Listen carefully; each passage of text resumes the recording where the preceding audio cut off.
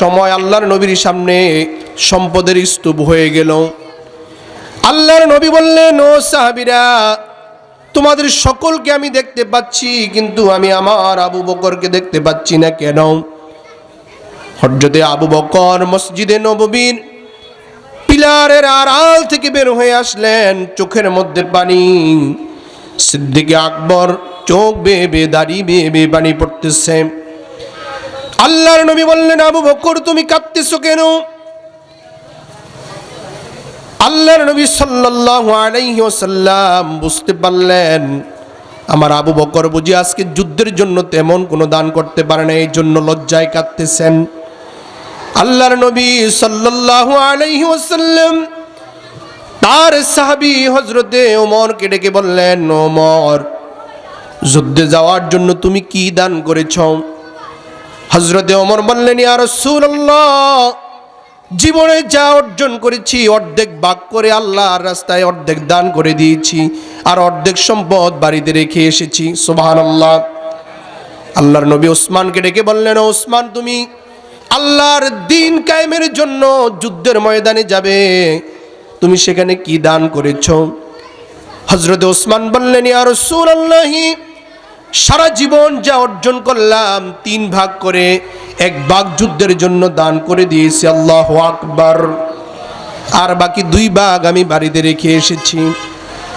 আল্লাহর নবী যখন এভাবে জিজ্ঞাসা করতেছেন, একের পর এক সাহাবায়ে কেরাম তাদের বর্ণনা দিতেছেন, একটা সময় আল্লাহর নবী আবু বকরকে ডেকে বললেন, ও আবু বকর, যুদ্ধের ময়দানে যাওয়ার জন্য তুমি কি দান করেছো বলো?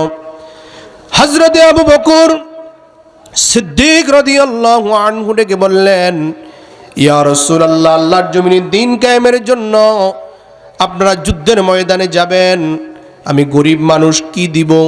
ছোট্ট একটা ব্যাগ থেকে তিনি কিছু গম ডাললেন আর বলতে লাগলেন, ইয়া রাসূলুল্লাহ, ইয়া হাবিবাল্লাহ, আবু বকরের ঘরের সম্পদ বলতে যা বুঝায় সব কিছু এনে আপনার সামনে হাজির করে দিয়েছি। দ্বীন কায়েমের জন্য, ইসলাম কায়েমের জন্য, যুদ্ধের ময়দানে যাওয়ার জন্য সব এনে দান করে দিয়েছি। আবু বকরের ঘরে এখন আল্লাহ আর আল্লাহর রাসূল ব্যতীত আর কিছুই বাকি নাই। আল্লাহু আকবার। আল্লাহর জমিনে দ্বীন কায়েমের আন্দোলন যারা করে, এখনো বাংলার জমিনে নিজের পকেট থেকে প্রতি মাসে টাকা দেয়, প্রতি বছর টাকা দেয়, বিভিন্ন খাতে টাকা দিয়ে তাদের একটাই উদ্দেশ্য, আল্লাহর জমিনে, বাংলার জমিনে কোরআনের রাজ কায়েম হোক। এইরকম মানুষ বাংলার জমিনে এখনো আছে না নাই? একটা দল করলে টাকা পাওয়া যায়, একটা রাজনৈতিক দলের কর্মী হলে প্রোগ্রামে গেলে টাকা পাওয়া যায়, বিরিয়ানি পাওয়া যায়, প্রজেক্ট পাওয়া যায়। আবার আরেকটা দল আছে, যেই দলের কর্মী হলে টাকা তো পাওয়া যায় না, মাসে মাসে পকেট থেকে টাকা দেওয়া লাগে। এই রকম ইসলামী দল ও বাংলার জমিনে আছে না নাই? কথা বলেন না, আছে না নাই? তাহলে হক্কানি দল এটাই, কারণ সাহাবায়ে কেরাম পকেট থেকে টাকা দিয়েছেন, সম্পদ দিয়েছেন, দ্বীন কায়েমের জন্য তারা চেষ্টা করেছেন। এখনো বাংলার জমিনে যারা পকেট থেকে টাকা দিয়ে আল্লাহর জমিনে দ্বীন কায়েম করে, এরা যে রাসূলের উত্তরসূরি, এতে বুঝতে আর কোনো সন্দেহ নাই। ঠিক কি না বলেন? কথা কি ভুল বলতেছি নাকি?